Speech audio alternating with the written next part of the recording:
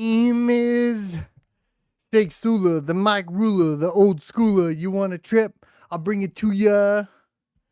Fry lock and I'm on top. Rocket fry locks. No. I don't know that part. Meet while I get the money, see? Meet while I get the honey, see? Driving in my car, living like a star. Ice on my fingers and my toes because I'm a star. See you guys in a few minutes.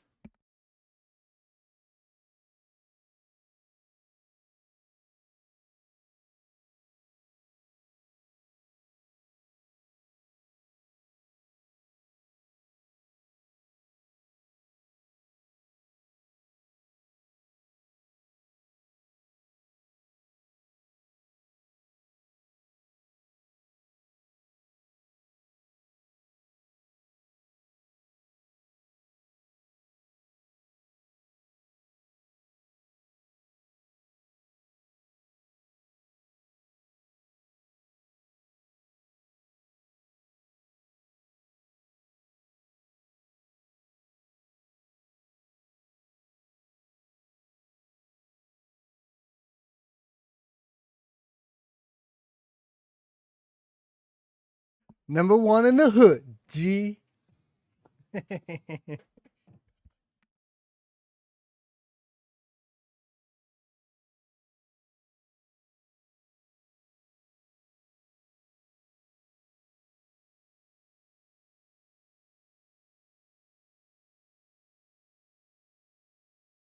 The SEC won't let me be or let me be me.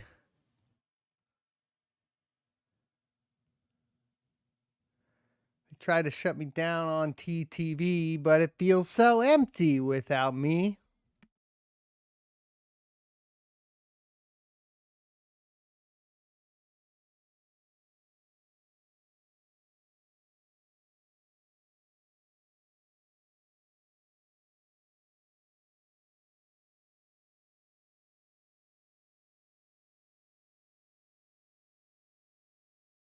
Who's ready for Diablo after the stream?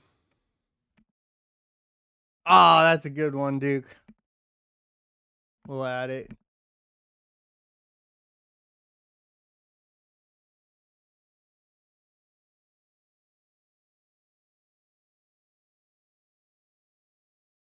Max, you're gonna be crapping on my algorithm like that? As if it's not been completely dumped on already.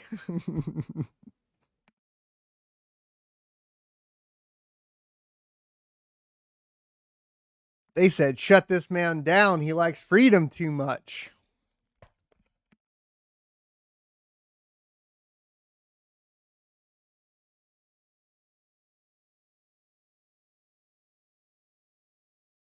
We'll wait all night long for Diablo, bruh. We'll just chit chat and talk crap on Twitch until Diablo's live. This is the plan, G. You guys ready?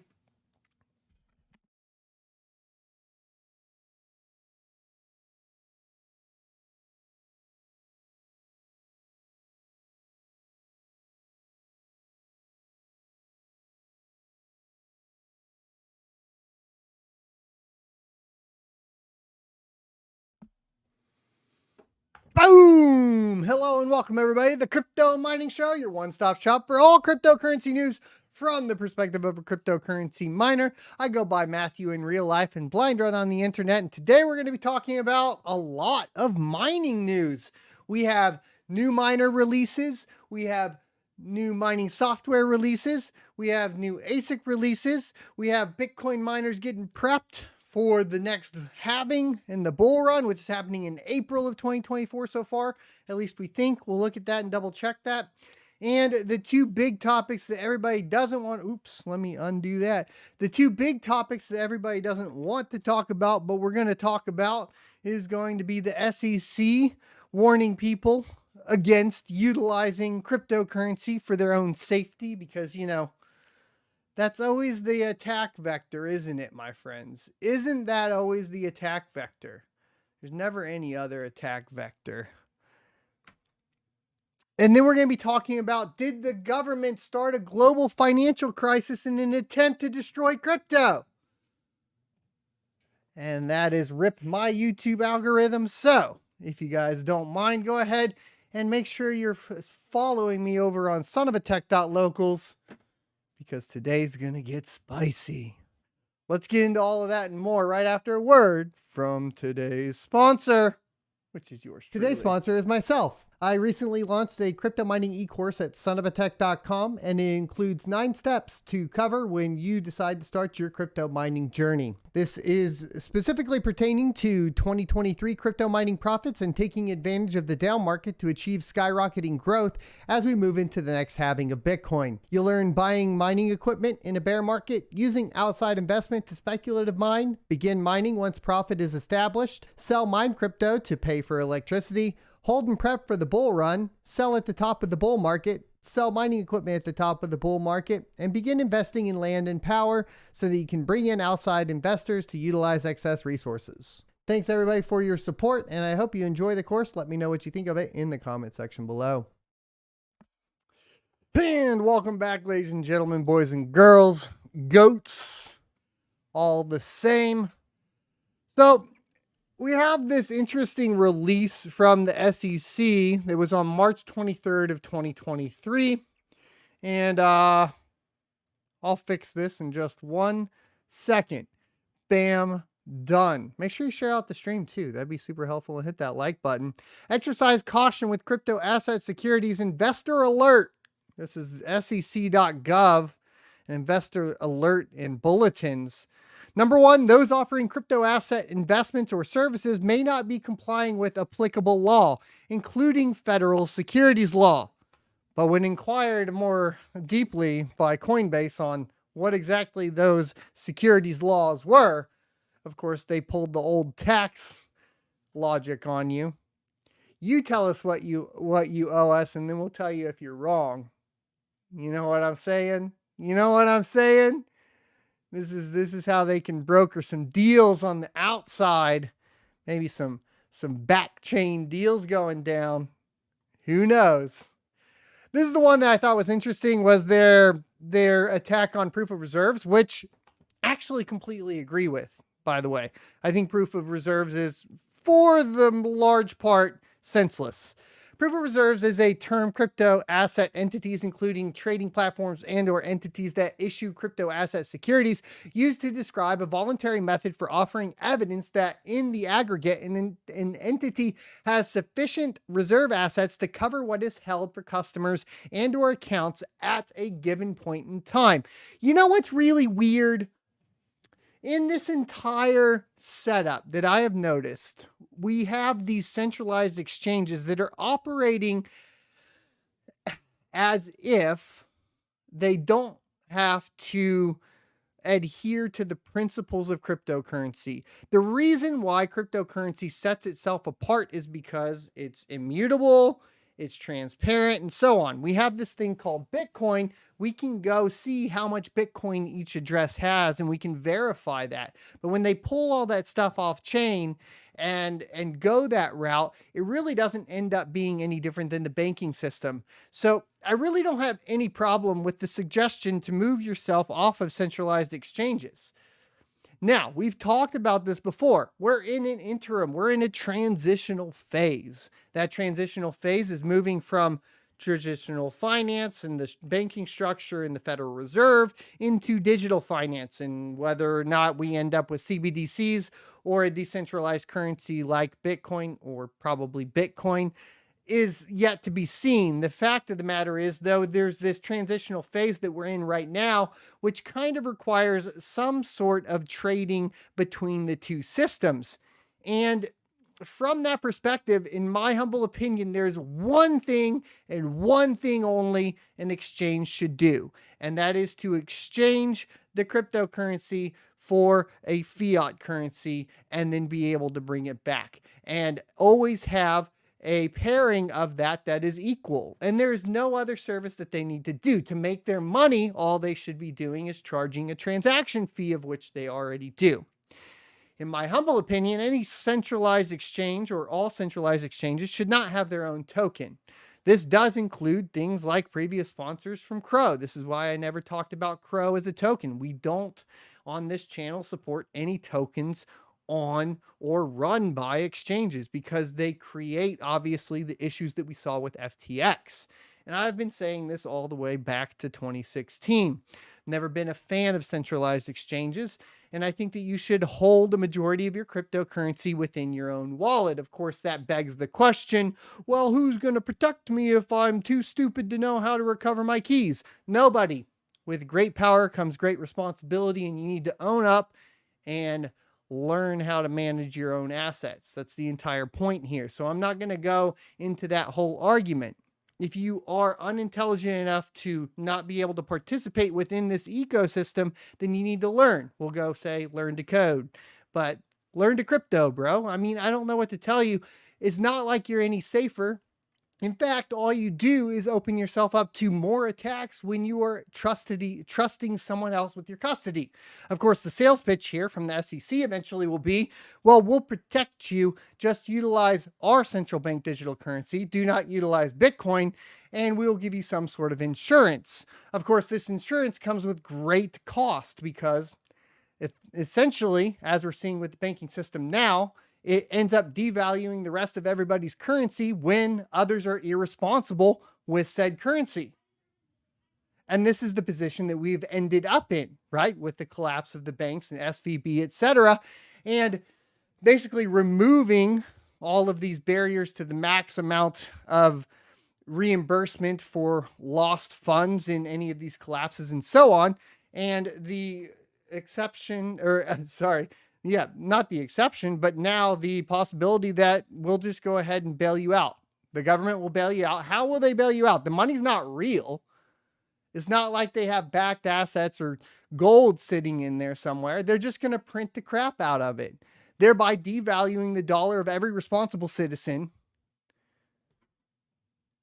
for the benefit of the few very rich.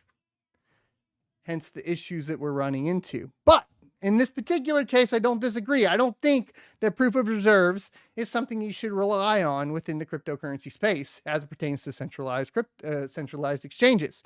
Crypto asset entities may be offering these types of assessments as a way to satisfy customers that their funds are safe and available upon demand. However, these types of services may not provide any meaningful assurance that these entities hold adequate assets to back their customer balances. Funny enough, neither does the Federal Reserve. So there you go. Further, crypto asset entities might use these in lieu of audited financial statements in order to obscure and confuse customers about the safety of their assets. For example, a proof of reserves typically may only provide a snapshot of what is, for example, held by an entity in certain wallets or accounts or backing customer assets as of a point in time. May not disclose management's activities during the period between the snapshots, for example, use of customer crypto assets and crypto asset lending or other activities. Remember what was happening is you actually had individual entities moving. I'm going to hit my mic. I'm getting excited. Remember what happened with crypto.com, and I believe it was like Kraken, something along those lines. A few of these exchanges, what they were doing is they were passing reserves back and forth, taking the snapshot, and then you could see it move back out of their wallet. So this is happening. So when we do see these alerts, this is true. Does this mean you don't participate within cryptocurrency? No, it means you don't participate within cryptocurrency that is tied to an outdated system.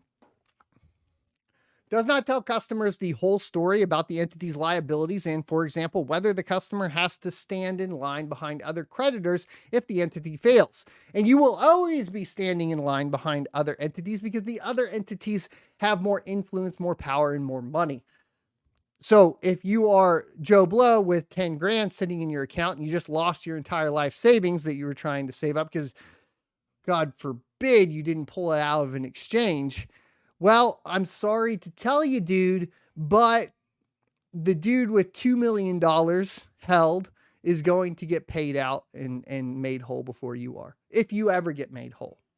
And in the case of cryptocurrency, a lot of times what ends up happening when these companies pay people back, they pay them back at a time when the price of cryptocurrency is low.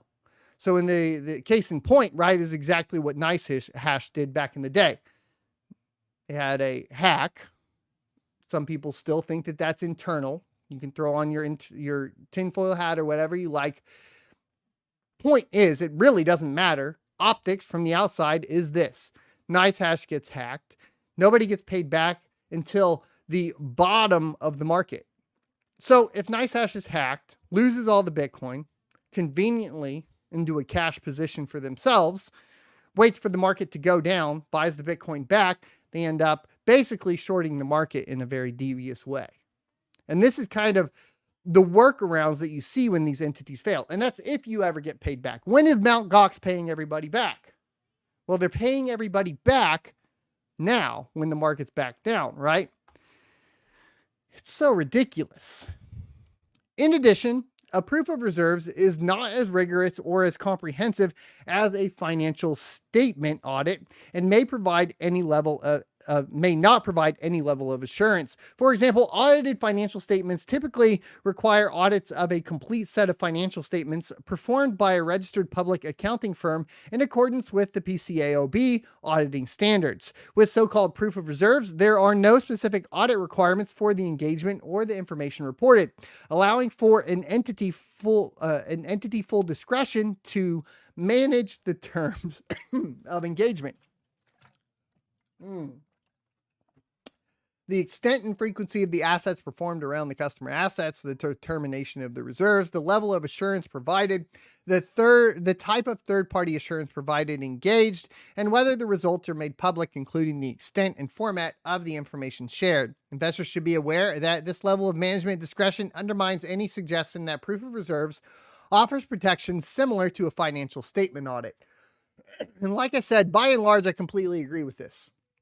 I have no qualms about saying like, hey, like, look, proof of reserves is not something you should be warm and fuzzy about. It's not something that you should trust, right? At the end of the day, these are individuals trying to make money. They are going to shift and do what they can to do what's best for them. I mean, just in nature. And I think that your primary goal here is to try to only give them what they deserve, which is the transaction fees for basically moving between fiat and crypto. And that's it. There should be nothing else going on there. If you want to get into DeFi, if you want to learn that type of stuff, then go learn that and learn the contracts and gain some more responsibility surrounding that subject. That's my only point here. Now, the SEC did go on, I think, to basically talk about some registered entity or securities, right? SEC registered entities, crypto asset securities, trading platforms, or other intermediaries may offer a combination of services that are typically performed by separate firms that may each be required to be separately registered with the SEC, a state regulator, or an SRO. Here's the problem. I don't think that under any circumstances, with the amount of new tokens, the amount of new coins, and the amount of new projects built onto the blockchain, that the SEC is capable of even putting a dent in the amount that needs to be audited. So as we move faster, like Bitcoin has moved extremely fast. When we talk about transitions into new technologies, right? We talk about like the agricultural age, which took centuries. We talk about the industrial age, which took a century. And then we start to talk about, the technology age, the digital age. And what we've seen is a very fast-paced moving transition, into, of course, like the tech bubble and all that, to where really regulations surrounding that are so slow that they can't really keep up. And now with it moving into finance, specifically digital currencies, it really is getting to the point to where it's not really feasible to really think that they have the capability to do this and regulate it properly. It just is how that is handled. And I just don't see it happening. How many new coins are being created per day? How many new tokens, for that matter, are being created per day that need to be regulated? And I think that it's one of those things where there will be examples made, and it may be cut off like it'll try to be cut off like at the source, right? So your transfers from one payment system into another payment system, right? From crypto into fiat. That's the only way I see any regulation can take place that would stop it all. But if they're going to try to regulate each individual currency and then allow Bitcoin, it's the Wild West, bro. There's no way to do that. There's no way they're going to be able to figure that out. And so you end up in a kind of this age-old position where, you know, the governments can't keep up with the shifting technology. And this is really where governments do end up collapsing and having a lot of issues. I've been reading Soft War lately by Jason Lowry, Space Force Coast to Coast. Anyways, one of the stories they told in there was Constantinople. And they had an engineer in Constantinople that went to, I don't know, the emperor, the king, whatever it was. I can't remember what they are in Constantinople. Anyways, goes to the emperor. Let's call him an emperor. And he says, hey, I've invented this new thing, cannons, right? I've got this new thing. They're cannons, and these cannons, like, they shoot these big things and we can attack from afar, and they're super awesome. And basically the emperor goes, no, we're not going to invest in that. Our army is strong. This is all we need, right? Well, comes down to it, right? And within a year, Constantinople falls in battle to an army utilizing cannons. And it goes to show that the lack of ability to properly adopt new and emerging technologies can be the downfall of any empire, government, or society. And software I highly recommend. It is kind of a call to arms surrounding what I would call the weaponization of Watts. This is the best way I could explain it. I am working on a video of it. I've been marking it all up. My book's all written over. I'm going to try to put it all together. It's a lot to parse out, but that was a quick story that I kind of wanted to give in relation to this real quick. In sum, investors in crypto asset securities should understand that they may be deprived of key information and other important protections in connection with their investment. Not your keys, not your crypto. I don't have any problem with the education surrounding that, right? Investments in crypto asset securities can be exceptionally risky and are often volatile. Over the last year, the crypto asset space has been exceptionally volatile, and a number of major platforms in crypto assets have become insolvent and or lost value. But what's happening now? Right? What is happening now? It is what it is. Give me 1 sec, guys. I'll be right back.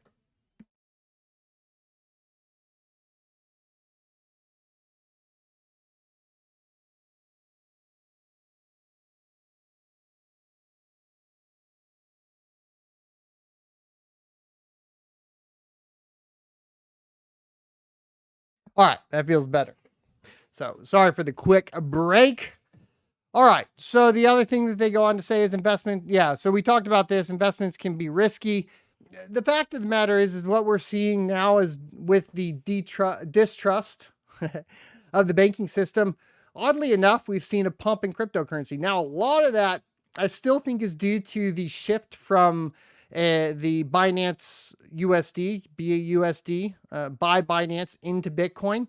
I do see kind of a couple steps back, but I think a couple steps back within cryptocurrency away from stablecoins is a positive thing. Meaning, I think that when you look at it from afar and Bitcoin adoption, what you really want for cryptocurrency in general, I think, is more pairings of Bitcoin with other altcoins. And I know we've talked about decoupling. I know like a lot of Ethereum investors and so on want to see this decoupling. I do think a decoupling specifically as it pertains to Ethereum and Bitcoin may be taking place in the near future, primarily because I think that Ethereum is still going to tie itself strongly to outside assets, while Bitcoin will become the de facto for your proof of reserves and your transaction coins. And this is going to be an interesting kind of turn of events. The big threat, of course, that Ethereum has with all of this going down is going to be the fact that a majority of their nodes are controlled by centralized infrastructure that is influenced by the US government, i.e. AWS and so on. And they are technically, due to their move to proof of stake, going to be considered potentially a security. So if they don't play by the rules of the SEC, of the federal government, of the Federal Reserve, if they don't play by those rules, they are at risk of being, in more trouble compared to something like Bitcoin, where you have a decentralized network that it is actually costly to the government to try to prevent, right? This is something that like software talks about, is that in this particular case, we have a strategical advantage with Bitcoin in the fact that to attack Bitcoin, it costs a lot of money. And so for any one country to go against Bitcoin and try to attack it will be exponentially expensive, to the point to where it's not worth it, right? And that only grows more and more with the price and the adoption of Bitcoin, along with, of course, the hash rate on the network for Bitcoin.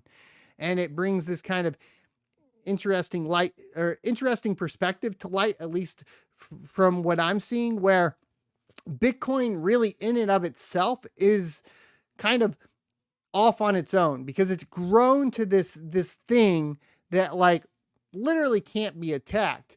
If we talk, like, I love GPU mining, I love mining smaller coins and all of that, but their price to attack is too low in a lot of cases. Some competitors that would probably be extremely difficult to take down, of course, would be something like Monero, just because of the amount of botnets that really leverage that. And that's really getting into the cypherpunk realm. And I think like it would be nearly impossible to attack Monero as well, outside of like vulnerabilities and bugs that could be found down the line, but it's just not cost effective, right? So they do go on to list out volatility and illiquidity in the crypto assets market, the potential for a company holding of your crypto assets to fail or go bankrupt. We can solve that by holding our own cryptocurrency. Unpredictability, including that the market for a particular crypto asset security may disappear altogether, or crypto asset security may no longer be tradable anywhere. And that is definitely a worry. That's why you kind of want to stick to the big boys, the proof of work coins, really, at the end of the day. Here's the thing that is,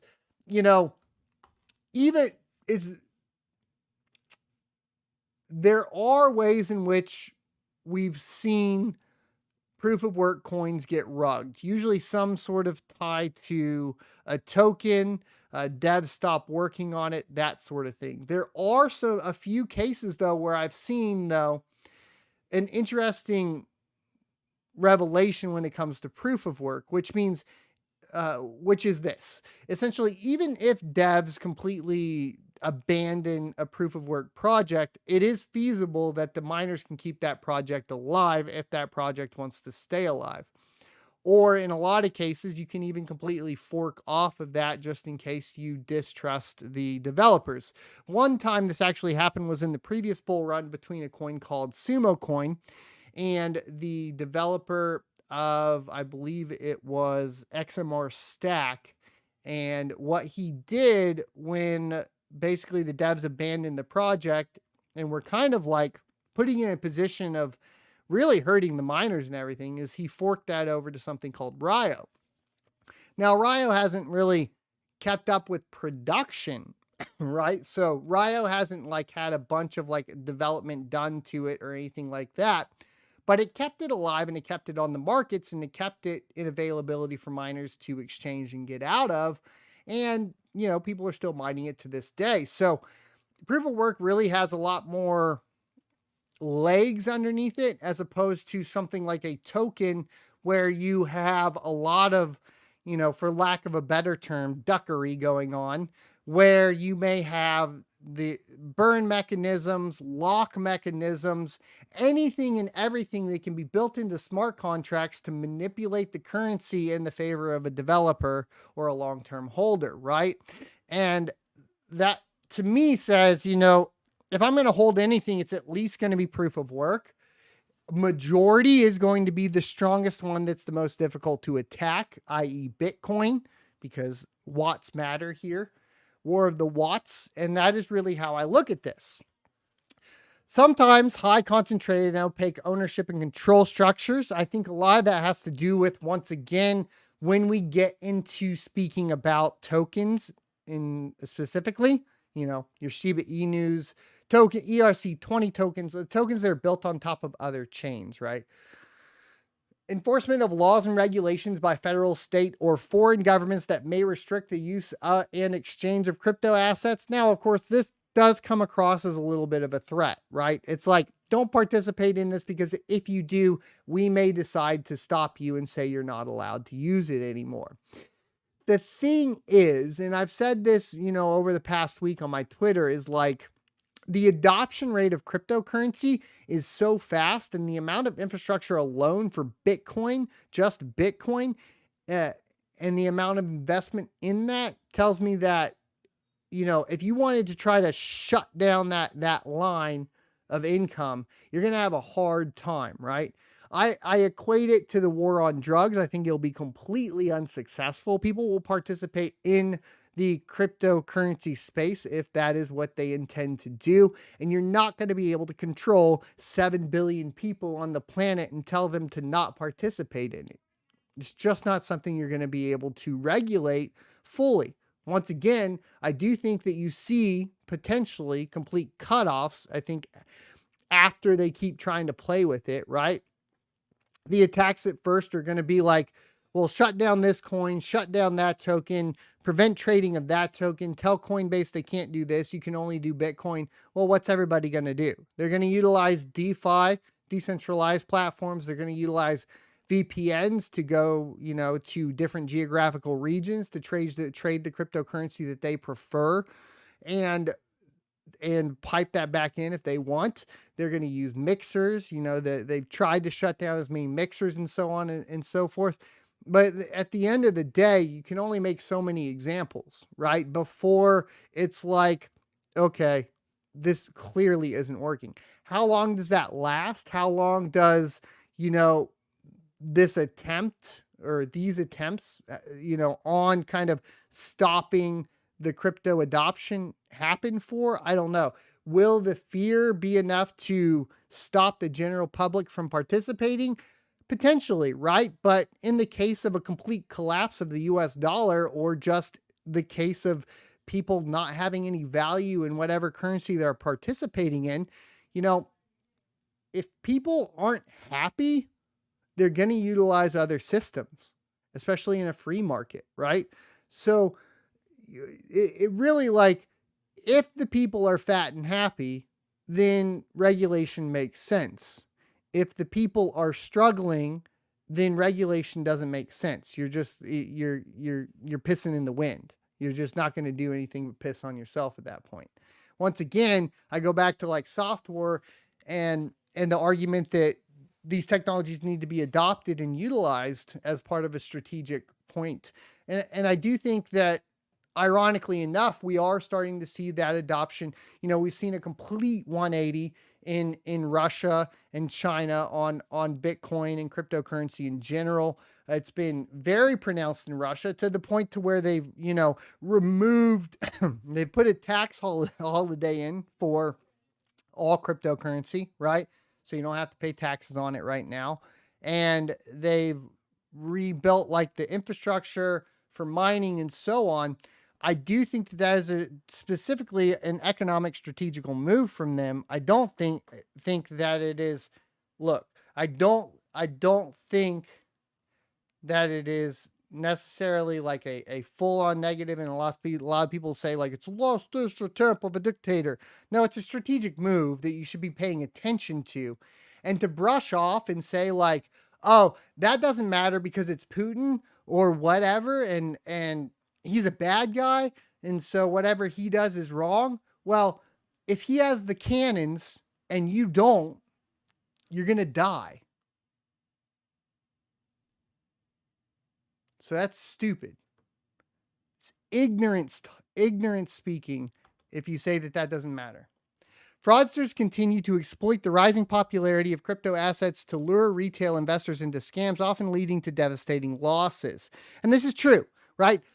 Ponzi's, pyramid schemes, all that sort of thing. Kind of ironically, when we look at the Chinese yuan and their adoption of basically an expiration date and a burn mechanism within it, and the adoption that the UK has said they're going to copy that platform, is pretty hilarious to see that in my humble opinion, everything in crypto that is the scammiest and schemiest and so on is being adopted by central bank digital currencies. That being said, like, I can't argue that that is not there, right? We have the hexes, we have the safe moons, all these types of things, right? That's why you see Richard Hart kind of trying to distance himself from hex and so on, all this craziness. They talk about celebrity endorsements. Now, we have seen, of course, examples being made here. I think Lindsay Lohan's in there. Jake Paul's in there. Somehow, what's the NFL cheater, Tom Brady? Somehow he's not in there, probably because he cheats at everything. I'm a Cowboys fan. Sorry. Having an investing plan as well as understanding your risk tolerance and time horizon can be critical to your investing and success. Hey, you want to check that out? Check out my investment plans over on sonofatech.com on the Ecourse. And also I cover a lot of that over on sonofatech.locals.com. So you can always check that out if you're interested. So they talk about, like, creating investments, understanding risks and all of that. I think this is good education as far as that's concerned. Once again, like, pot calling the kettle black in a lot of this, but I think, like, overall, it was stated or presented to me as a big negative, specifically this announcement, but I don't see it as a huge negative. What I do see it as basically potentially a tool to be utilized for removing your freedom for participating. Look, here's the deal. Education's key. And I think that's where we start with. And so seeing, education in this form for the public, I don't think is necessarily a bad thing. I think if they explained a little bit more and advocated for self-custody, that would be cool, but I can't really expect that in this particular case, because there is that threat to the Federal Reserve if we talked about it completely transparently. So there is a question, though, going on. Did the government start a global financial crisis in an attempt to destroy crypto? 6 weeks later, Operation Choke Point 2.0 has brought crypto to its knees, along with America's entire financial system. 6 weeks ago, Pirate Wires published Nick Carter's explosive Operation Choke Point 2.0, laying out the case that the Biden administration was quietly attempting to ban crypto. A month later, the U.S. financial system was thrust into chaos after a series of historic bank failures, most notable among them Silicon Valley Bank. But the failures actually began a couple days earlier after crypto-friendly Silvergate was targeted by the government. By the end of the following weekend, the last remaining crypto-friendly bank, Signature, was shut down under circumstances still unclear, and for some reason largely unreported. In a bombshell new feature for Pirate Wires, Nick Carter returns today. The entire global financial system teeters on the brink of a disaster created by the Fed. A bank run that began with a small Californian regional bank has now escalated into a worldwide crisis. As a response to the failures of Silvergate, Silicon Valley Bank, and Signature, the Federal Reserve prepared a veritable bazooka of new funding for financial institutions and reversed its plans to contract the money supply. Switzerland is busy negotiating the merger of two of its largest banking institutions, UBS and Credit Suisse. This represents the biggest challenge to financial stability since the Great Financial Crisis in 2008, and a sea change in the structure of U.S. banking. Attention has rightly been focused on the prospect of further runs and the knock-on effect of Fed policy on banking institutions. But lost amidst the chaos is another subplot: the escalating crackdown by the federal government against a wholly legal U.S. industry. A month ago, I warned that banks dealing with crypto clients were facing a concerted effort on the part of regulators and supervisors to redline the entire crypto space. What has happened since was utterly shocking. The two most crypto-focused banks, Silvergate and Signature, were forced into liquidation and receivership, respectively. The established narrative is that they made bad bets and lost, or they couldn't handle flighty depositors in the form of tech and crypto startups. But there's an alternative version of events being pieced together that is far more sinister and convincing. It appears that these banks, especially Signature, were the victims of an opportunistic campaign to decapitate banks serving the crypto industry. Not only was the bank run opportunistically exploited by regulators to shut down Signature, but it may even trace its origins to Choke Point 2.0. Did the Biden administration actually instigate the now global bank run as part of a grievance campaign against the crypto space? If so, this represents a colossal scandal and one that the Biden administration must be made to answer for. The preponderance of public evidence suggests that Silvergate and Signature didn't commit suicide, they were executed. In January of 2023, it became clear that the new chapter had opened in the Biden admin's war on crypto.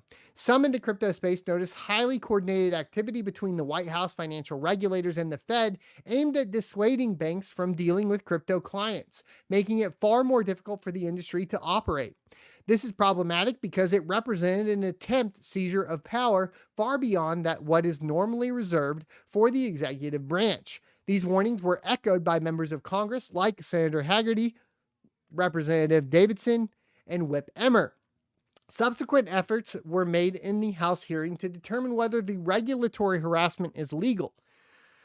It wasn't just banking regulators either. In the last month, regulatory attempts to kneecap the crypto industry in the U.S.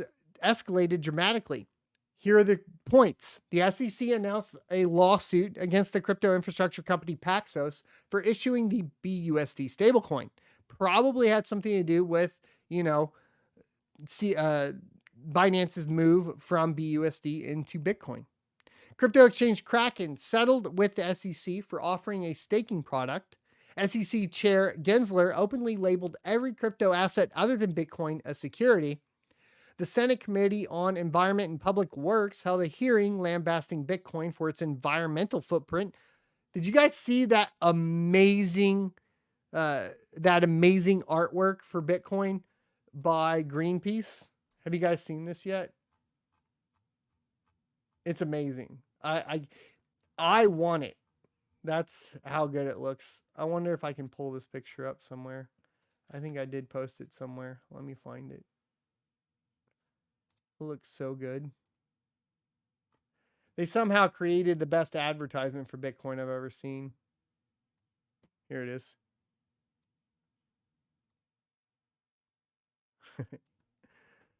Look at this. So this was actually created by Greenpeace. There is a concerted effort to, label Bitcoin. It's been this way as bad for the environment. So, of course, Greenpeace coming along here and making a killer advertisement for Bitcoin.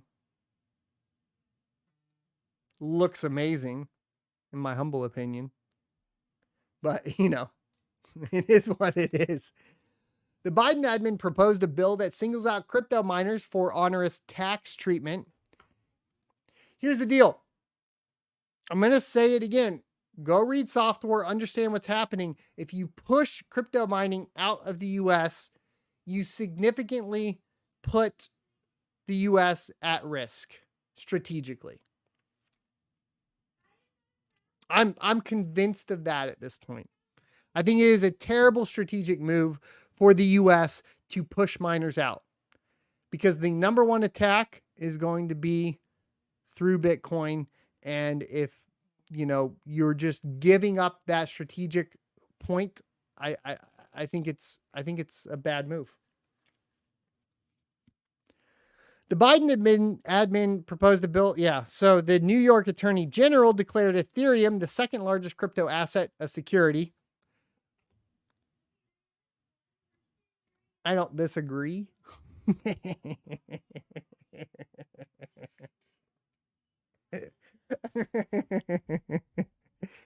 Get it out of here. Let's go back to proof of work, my friends. The SEC continued its anti-consumer protection efforts by doubling down on their attempts to block a spot Bitcoin ETF in court, as well as trying to stop Binance from buying the assets of the bankrupt Voyager. And the OCC let crypto banks Protego's application for a national trust charter expire without approval. The SEC sent Coinbase a Wells notice indicating its intent to bring enforcement actions against them for a variety of their business lines. Most worryingly, though, the situation for existing crypto-facing banks has gone from precarious to critical. In January, we already knew that banks were effectively barred from issuing stablecoins on a public blockchain, from holding crypto assets directly, and were heavily discouraged from servicing crypto clients. We know now that regulators have verbally guided crypto-friendly banks in November to reduce their exposure to crypto firms to 15% of deposits, even though this was never made explicit in written policy. In practice, this means maintaining a ratio below 10% to accommodate fluctuations in deposits. Any bank foolhardy enough to onboard crypto-focused firms would find itself buried in a mountain of paperwork and faced with unpleasant interrogations from regulators. Additionally, the Fed made it abundantly clear that new crypto-focused bank charters, like that of Custodia, a fully reserved model immune to bank runs, would be denied, which is exactly what happened at the end of January. Banking crypto firms wasn't prohibited, just rendered extremely expensive and reputationally risky. Over the last 2 weeks, however, a bank run, initially encouraged and celebrated by progressive members of the Congress, escalated into a full-blown banking crisis, forcing the Fed to step in and guarantee deposits at the banks in crisis. What do? You create a crisis and you come in as the savior. Just saying, regardless of its ties to cryptocurrency. Once the dust had cleared, 3 banks were no more: Silvergate, Silicon Valley Bank, and Signature. Silvergate announced on March 8th its intention to wind down its operations in an orderly manner. The same week, SVB and Signature were put into FDIC receivership by the California Department of Financial Protection and Innovation and the New York Department of Financial Services, respectively, on Sunday night. The Fed stepped in, guaranteeing deposits at the imperial banks and creating a facility whereby extant banks could borrow against assets at par that were trading at discounted valuations. This largely halted the slide, although I do expect that we will see a slow bleed out of community banks and significant consolidation in the financial sector over the next year. Now, I have heard this actually outside of cryptocurrency talk in general. In the financial sector, I have heard that there is some sort of concerted effort to consolidate the amount of banks down to a few for stricter regulation from the Federal Reserve. This would allow potentially, probably, in my humble opinion, tinfoil hat, we'd be moving into a situation where it's influenced by ultimately a central bank digital currency. We have FedNow coming out in July. We have a consolidation of the banking system under a few large financial institutions, and the complete shuttering and the removal of the protection that smaller banks could see in the future, right? There's no reason any longer to place deposits in the hands of smaller community bank that is vulnerable to runs, especially given Janet Yellen's unsettling admission that the Treasury would only step in to support large systemic institutions. Now depositors are fleeing the largest banking institutions. Money market funds are simply holding treasuries directly. Whether intentional or not, these policies will cause smaller banks to die off, making credit more scarce, reducing competitiveness in the banking sector, and making it easier to set policy by marshaling a few large banks for political ends. It's worth briefly examining why some of these banks were distressed in the first place. This has been aptly covered elsewhere, but the ultimate cause is simply enough to diagnose. The U.S. government has been engaged in massive deficit spending in recent years, particularly in the context of COVID and the stopgap measures such as the CARES Act, rivaling spending levels reached during World War II. This fiscal impulse predictably manifested as highest inflation since the 80s, requiring the Fed to mechanically raise rates extraordinarily rapidly in order to bring inflation back down in line with its mandate. Mathematically, high rates cause bonds to depreciate, especially longer-dated ones. As a result, the performance of government bond portfolios last year, which serve as the foundational collateral asset of the financial system, was the worst in recorded history. U.S. banks held a lot of these bonds and collectively suffered $620 billion in unrealized losses and consequences. Some of the interesting stuff is this. When we saw, COVID come along, and a lot of people were wondering if Bitcoin was the hedge against inflation, but then it had this weird, interesting timing thing where the halving cycle of Bitcoin somehow completely lined up with, the stock markets. Now we're starting to see a deterrent from that. So is there hope at the end of the day that the original purpose of Bitcoin, the creation after the 2008 financial crisis and to protect individuals from that, is that coming to fruition? And that's really what will be interesting as we move forward. This becomes a problem when some of these banks started to suffer outflows, forcing them to lock in these unrealized losses.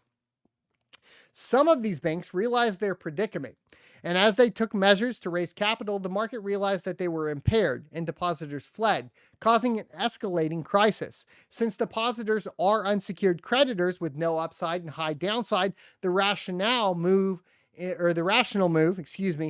a bank run is deploy your funds first and ask later. And this is what happened.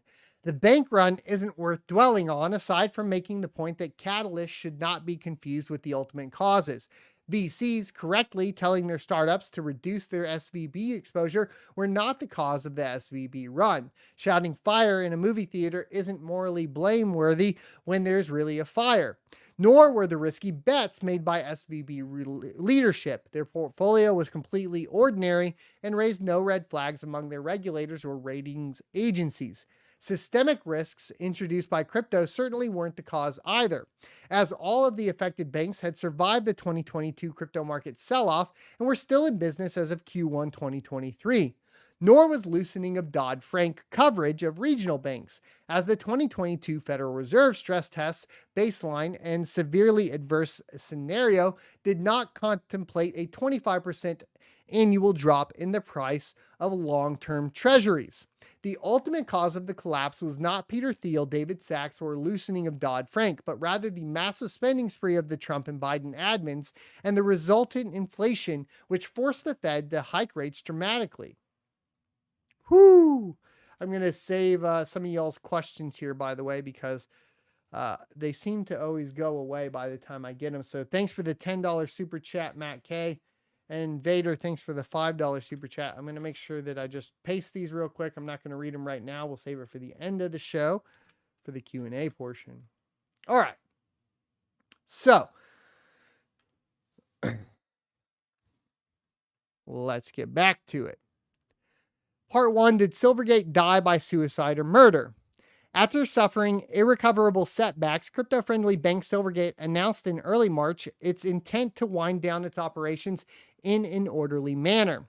As we know, the bank's announcement called attention to the much broader and widespread problem of losses in bank held-to-maturity portfolios, catalyzing a massive bank run which brought down SVB and Signature. More on them later. And spread to Europe, dooming mega banks like Credit Suisse. But let's dwell on Silvergate for a bit. Plenty of analysts have already explained in detail how exactly Silvergate met its demise. In short, it accepted deposits from crypto firms, plowed those deposits into bonds with long maturities when rates were low, suffered a loss on those bonds when the rates rose, and were forced to realize those losses when their crypto clients demanded their money back all at once. The combination of rising rates and the sell-off in crypto, which caused clients to withdraw en masse, was too much to bear. And this is a perfectly suitable mechanical explanation of how Silvergate was forced to close down and voluntarily liquidate. But there's also a political subtext here. Most banks are now sitting on market-to-market losses in their bond portfolios, but they're not facing runs from their clients. And indeed, Silvergate managed to survive a 70% redemption of client assets over the course of 2022 before they were wiped out in 2023. Silvergate met its end because, well after the crypto credit crisis of 22 had concluded, its remaining depositors were cajoled and bullied into withdrawing their funds. Depositors don't just desert banks abruptly. They need a good reason to. In this case, a combination of targeted regulatory pressure and political bullying did the trick. Here's what happened. First, Silvergate was in a fundamentally fragile position because banks were being dissuaded from engaging with crypto by regulators. As a consequence, crypto firms had few other choices with regards to crypto banking. So Silvergate, as the main crypto-friendly bank, was flooded with their deposits. This structural vulnerability was the direct result of the harassment levied by regulators against banks daring to service crypto clients. Ordinarily, an industry would be served by a wide variety of banks, reducing the exposure of any given bank to the sector. But because banks have generally been discouraged from touching crypto, deposits crowded into the small handful willing to bear the risk. The reason that normal banks didn't want to service crypto was because it would expose them to reputational costs and additional overhead, like stepped up KYC obligations and higher insurance premium, that were simply not worth it. Thus, the task was left to a small handful of banks, primarily Silvergate and Metropolitan, before they closed their crypto practice, and Signature. Silvergate and Signature administered critical infrastructure in their SEN and Signet networks, which allowed crypto firms to move dollars around quickly. So as of early 2023, Silvergate and Signature were quite exposed to the crypto space, and partly this was due to the fragilization brought on by regulatory ring fencing. I don't know how that's pronounced. Interesting. Second, and this is not so secret, bank regulators, but in particular the FDIC, dramatically increased the level of oversight on these banks around the turn of the year. Bank executives inform me now that they are forced to clear all new crypto clients proactively with the FDIC. This naturally puts a massive damper on any bank's enthusiasm to support clients engaged in crypto activities. And it's worth noting that the current FDIC chair, Martin Greenberg, was the man responsible for Choke Point 1.0 from 2013 to 2017. His nomination for a second FDIC term under Biden was met with some protest at the time, but this wasn't an issue for his confirmation. Obviously, he knows the Choke Point playbook inside and out. Against this backdrop, onboarding more crypto clients has become more costly and difficult, hindering the acquisition of new deposits. Additionally, post-FTX, several investigations were launched aiming to tie Silvergate to wrongdoing at FTX and Alameda. Silvergate, by all accounts, was a victim of Sam Bankman-Fried's fraud, just as anyone else was. Aside from their FTX and Alameda ties, there is not yet public evidence that Silvergate's AML and KYC vendors and practices materially differed from other banks, or whether SBF affiliates were able to get accounts at other U.S. banks. Rather than pursuing a broad investigation of SBF ties throughout the banking system, federal investigators took a different tact, focusing specifically on Silvergate and asserting the bank's culpability in the matter. The reality of whether Silvergate did experience compliance failures or whether they were simply lied to by a very effective con man will be revealed in time. In DC, the conclusion was already presumed. Silvergate was complicit rather than merely a victim. Unsurprisingly, depositors began to desert them to reduce their own reputational exposure. Yet, according to Silvergate's Q4 earnings release, digital asset deposits had risen from their lows from $3.5 billion to $3.8 billion. The run seemed mostly contained, and January and February brought a much-needed relief rally for both digital assets and its bond portfolio. Lastly, and perhaps most importantly, in Q4 of 2022 and Q1 of 2023, Silvergate was dependent on advances from the Federal Home Loan Bank, FHLB, which it was using to honor withdrawals. In Q4, Silvergate had taken out $4.3 billion in advances from the FHLB so that they could handle outflows. They noted in a filing that being cut off from this facility would prove fatal. However, in early March, they abruptly repaid the entire facility and promptly announced that they would be liquidating, sparking the broader bank run. You'd think that given what happened later, people would be very interested in understanding the immediate proximate cause of Silvergate's collapse, but no one has figured out why the FHLB rugged Silvergate yet, nor do people seem to care. Matt Levine admits that no one actually knows why Silvergate was kicked out of the FHLB. He muses that for political or regulatory or other reasons, the FLHB didn't want to keep lending to Silvergate. Certainly, on the latter point, we know that the FHLB was under immense political and media pressure to unbank Silvergate. Many crypto critics were aghast that a Depression-era lending facility established to support mortgage lending was being used as an ersatz lender. Oh, that's a new one. Hold on, let me go see what this means. I'm always learning, boys. Never stop learning. Being usually inferior, imitation, or substitute. Sats. Got it. Done. Granted, providing secured loans to member institutions has always been a part of the FHLB's mandate, and the scope has drifted significantly over the decades. Regardless, progressives and crypto critics were scandalized by the apparent redirection of financial resources away from mortgage lending in favor of crypto activities. In a December 5 letter, then more explicitly in January 30 letter, we covered both of these on the channel, to Silvergate Senators Warren, Marshall, and Kennedy, called out the bank's usage of the FHLB facility and suggested that it put the American taxpayers at risk. Adding to the pressure was the ongoing Federal Housing Financing Agency review to determine whether the FHLB loans were sufficiently in scope. For their part, post-Silvergate collapse, the FHLB denied that they had cut off Silvergate from existing loans, but specifically did not deny that they had refused to roll Silvergate's facility, the loans were month to month, to analysts like Levine. The difference appeared marginal. Ultimately, not renewing Silvergate's short-term loan had the exact same effect as cutting them off from an existing facility. Silvergate had to sell bonds at a loss, undermining confidence in its ability to continue as an ongoing concern and triggering its second and fatal run. There may be some perfectly benign reason that Silvergate abruptly repaid their outstanding advance from the FHLB. They would have had to maintain a sufficient capital ratio to be eligible for the facility, and that could have declined since they disclosed it in their Q4 earnings. However, crypto markets and bonds were up in Q1, so it doesn't seem likely that Silvergate's capital ratio would have deteriorated over that period. The laws governing FHLB advances also give the bank the ability to renew existing advances to members without positive tangible equity, provided, however, that a bank shall honor any written request of the appropriate federal banking agency or ensure that the bank not renew such advances. It is indisputable that Silvergate's FHLB usage was at the center of a political storm.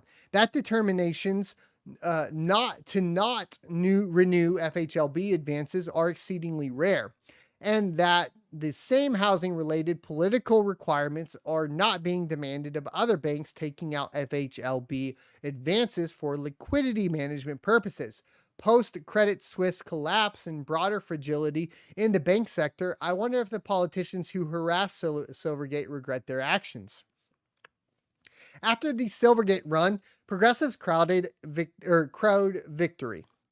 You'd think that faced with the prospect of further runs, members of Congress would be extremely wary of encouraging others, but instead Senators Elizabeth Warren and Sherrod Brown celebrated the takedown of Silvergate. If it emerges, as is widely suspected, that Warren's office actually coordinated her campaign to undermine confidence in Silvergate with notorious short sellers, serious answers must be sought. From the perspective of a depositor at a similar bank, this would have served as a signal to pull your funds. If influential members of Congress were rooting for the failure of crypto and tech-focused banks, why would you keep your funds there? This isn't the first time a member of Congress has arguably incited a bank run. Chuck Schumer is credited by the Office of Thrift Supervision with contributing to the 2008 collapse of IndyMac, then the second largest bank failure in U.S. history. Schumer, who served on the Senate Banking Committee, wrote a letter to bank regulators questioning the integrity of IndyMac, which became a self-fulfilling prophecy as the bank suffered a fatal run 12 days later. As CNBC wrote at the time, quote, when a senior senator who is in a number of influential posts regarding oversight of bank regulators directly attacks the confidence of a depository institution, it matters, end quote. As we have seen, banks are fragile things, and confidence crises brought on by powerful senators can take them down, even if they are solvent. Just as with Schumer, Warren and her colleagues wrote a letter lobbying harsh allegations at the bank and predicting their downfall. In both cases, powerful senior senators on the Senate Bank Committee used their bully pulpit to publicly harass a bank, which then failed shortly thereafter. As we saw in 2008, runs cause widespread confidence crisis and require massively expensive interventions to stop. Schumer's actions were deeply unwise then, as were Warren's in 2023. The California Attorney General mulled an investigation over Schumer's ill-advised actions in 2008, and they should do exactly the same this time. Senator Warren is now calling for an investigation into the causes of the collapse. Her own actions should be top of the list for any neutral investigator. The bank run that began at Silvergate has now brought down titans like Credit Suisse and plunged the financial world into chaos. Investigators should be asking serious questions about whether the provocations of her office and her colleagues regarding Silvergate and FHLB had a material effect on instigating the collapse. It's so crazy, dude.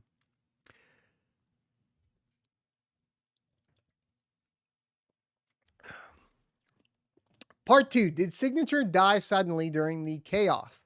This is long. Let's see. So let's get through this. We're going to go through some bullet points. We get the idea.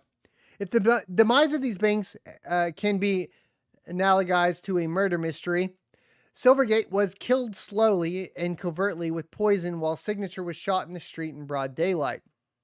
On Sunday, the 12th of March, Signature was abruptly sent into the FDIC receivership by the NYDFS.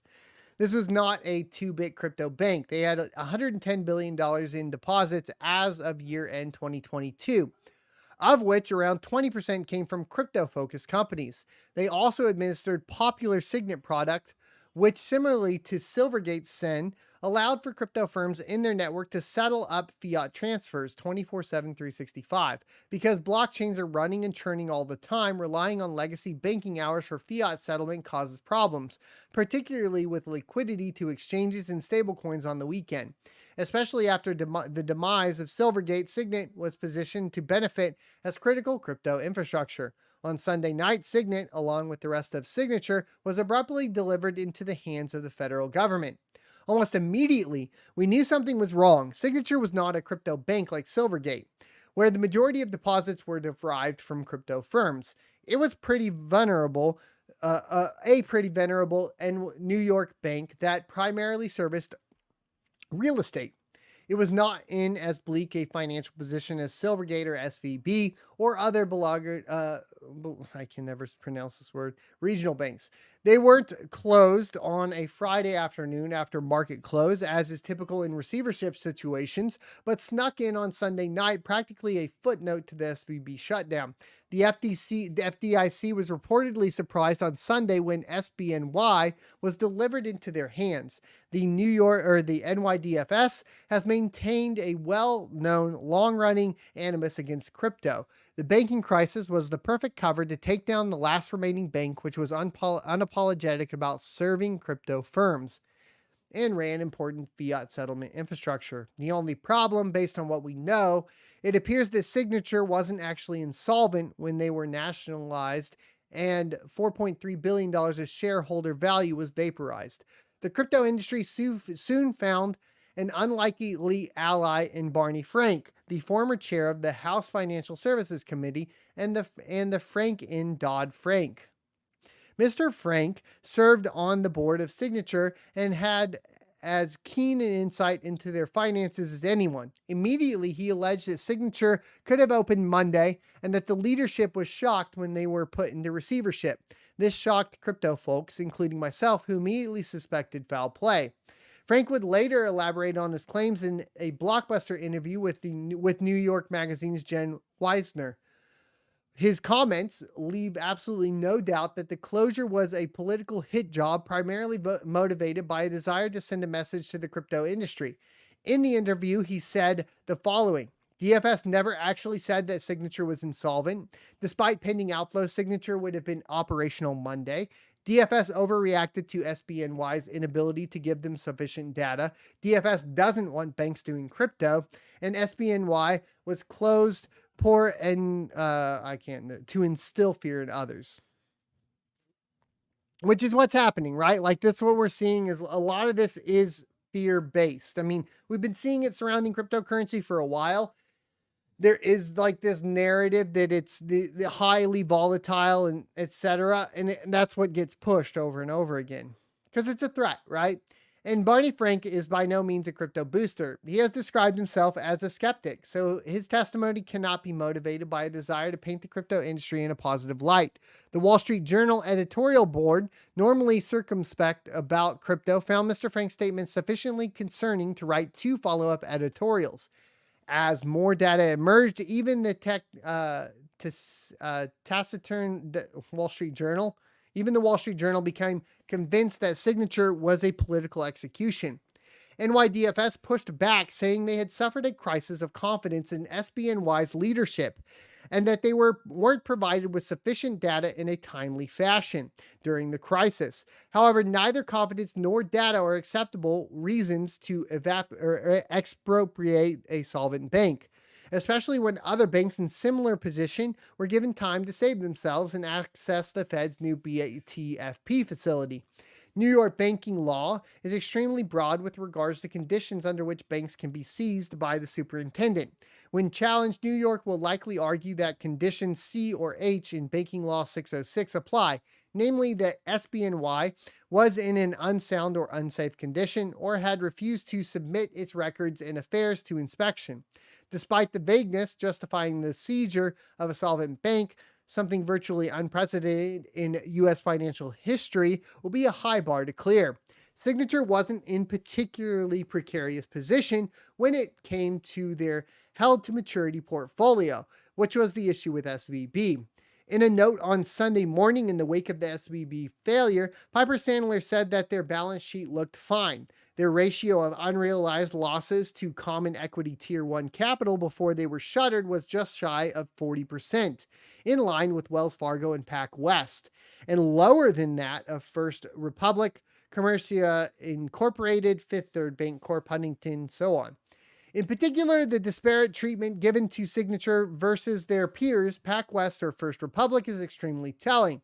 Both banks were in similar or worse financial positions, yet both were given time to save themselves, whereas Signature was seized on Sunday night right after SVB's collapse. First Republic was given time to raise after the SVB collapse and secured a $30 billion lifeline. However, their stock is down 87% in the last 2 weeks, and they still appear likely to fail or be acquired. Clearly, they are in a financial position as bad or worse than Signature, yet they have been given plenty of time to sort things out. A banker familiar with the financials of both banks told me First Republic it was a double standard compared to Signature, zero doubt in my mind. Here's what's interesting about all of this. As we saw all of this happen, we saw the price of Bitcoin go up. And we've talked about Bitcoin kind of being a Trojan horse. And it's like, what is the quote? I think it's like, if you cast stones at me, they will turn at fire and demolish you. Like they'll come back at you. And it kind of feels like that's what crypto is doing. It's really interesting. Subsequent developments with the Signet and Signature's crypto business all but confirmed our suspicions. Reuters reported on March 16th that Signature, if sold, would have to exclude their crypto business, according to 2 sources. This was later denied by the FDIC, but lo and behold, when the FDIC announced on Sunday, March 19th, that Signature would be acquired by the New York Community Bank Corp's NYCB Flagstar Bank, the crypto business was not included. There could perhaps be a benign interpretation, such as NYCB's involvement in Figure's Provenance blockchain, which they might have seen as competitive with Signet. However, the overall crypto business and the Signet IP is undeniably worth something, and the FDIC's duty under law is to maximize the value of the entity being sold. This week, I heard from crypto clients of SBNY that they were given 24 hours to withdraw their remaining deposits. Post-run, there were still $4 billion worth of crypto-related funds at the bank. Purging those deposits is not a move made by a bank that intends to maximize value of their established depository base. If Signature is sold to NYCB and Signet is shuttered entirely, and none of their crypto relationships are ultimately acquired, the denials by the FDIC of anti-crypto motive will look quite hollow. There is surely more to come, but for now it appears that Signature's entire crypto business has been squashed or quashed by the government mandate.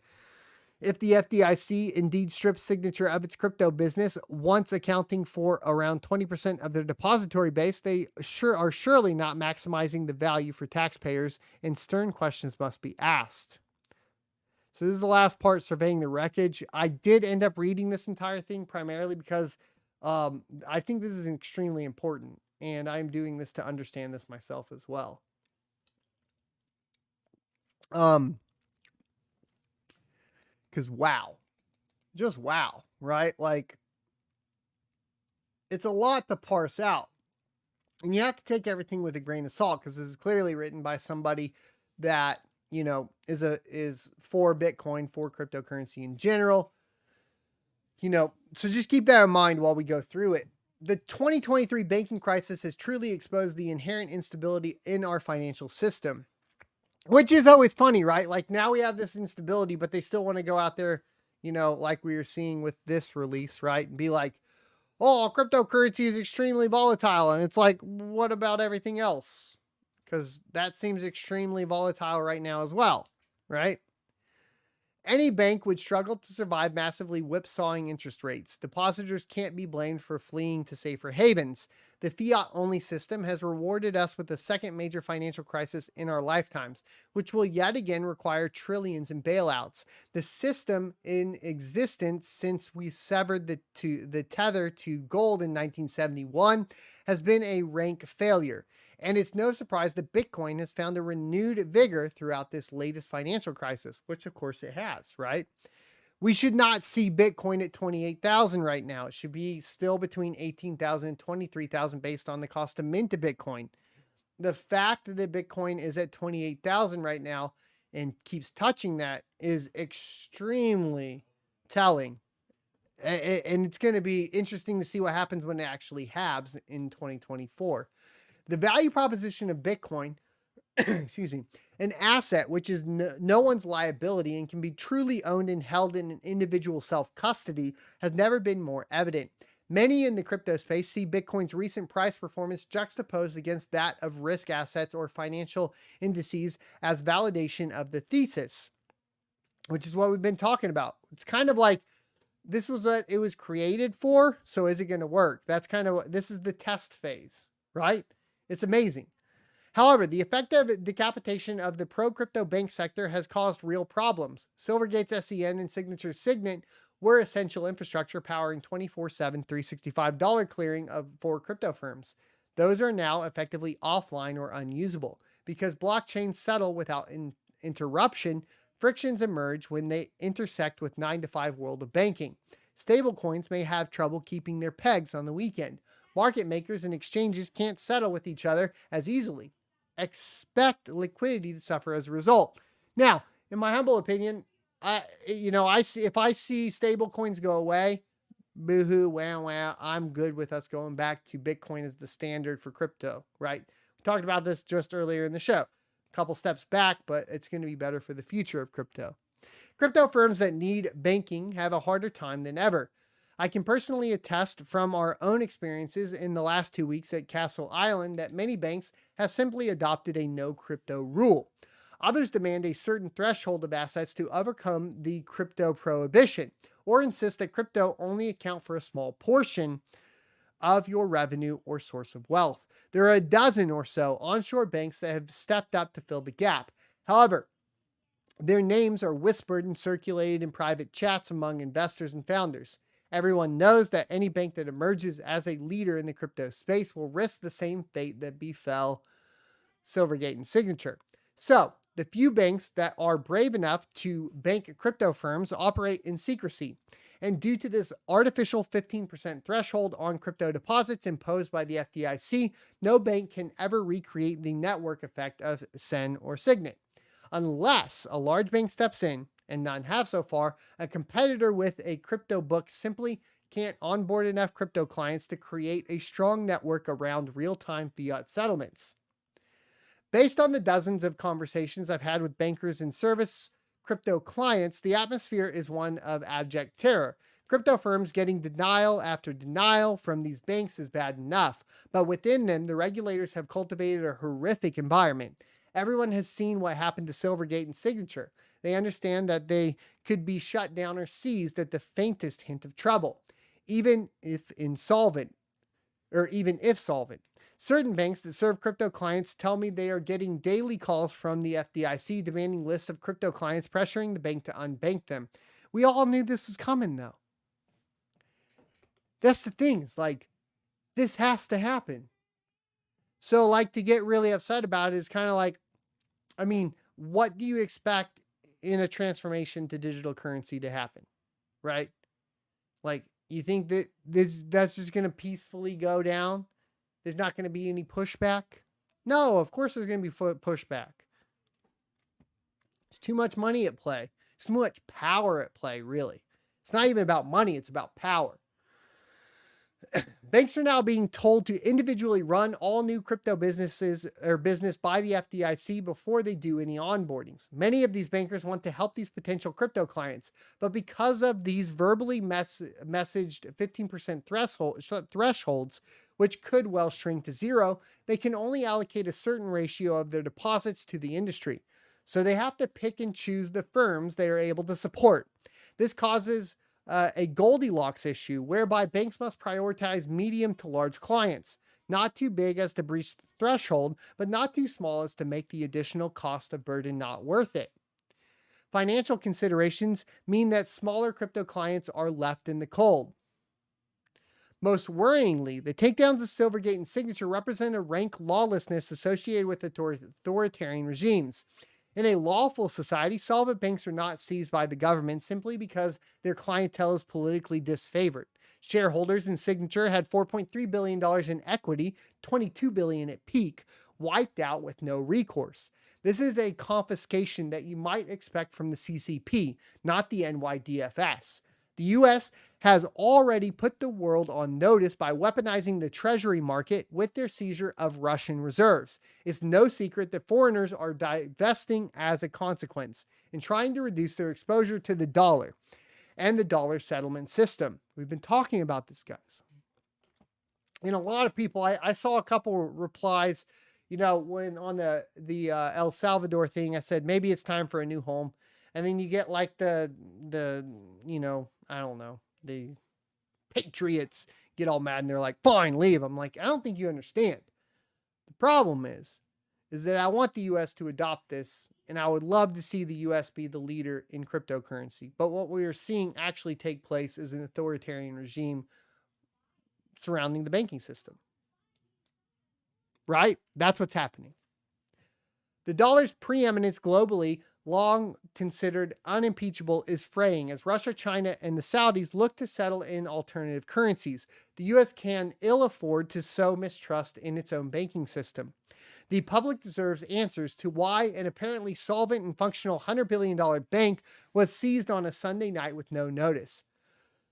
Lame excuses like insufficient data or a crisis of confidence in leadership are nowhere near sufficient explanations to justify the third largest bank closure in U.S. history. DFS additionally questioned SBNY's ability to do business in a safe and sound manner on Monday. Of course, this is a bit of a catch-22, as all crypto-focused banking has been derided repeatedly by bank regulators as incompatible with bank safety and soundness. As I covered in my prior note, and as was elucidated in congressional testimony by former OCC Chief Counsel Jonathan Gould, if you declare a certain type of business incompatible with bank safety and soundness and then close the bank on a soundness basis, it's just a long-winded way of saying this particular legal industry is banned. Real answers must be sought.